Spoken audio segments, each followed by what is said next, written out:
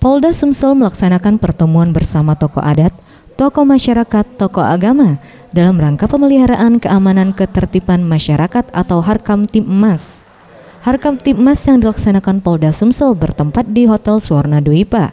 Dalam acara ini dihadiri Pangdam II Sriwijaya, Maijen TNI AM Putranto, Sekda Sumsel Nasrun Umar, serta perwakilan dari MUI, Muhammadiyah dan tokoh adat, tokoh masyarakat dan tokoh agama lainnya.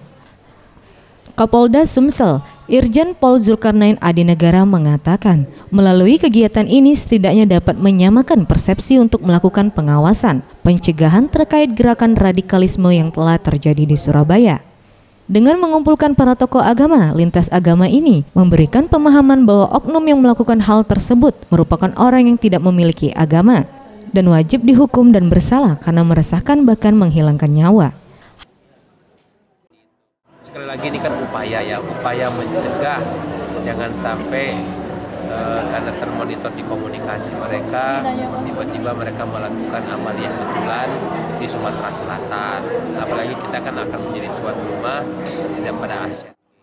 Hal senada juga disampaikan Pangdam II Sriwijaya, Maijen TNI AM Putranto.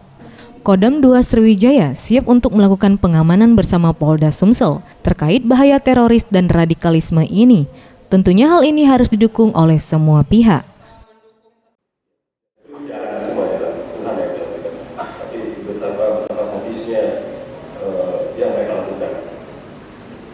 Tidak ada satupun agama yang ada seperti itu.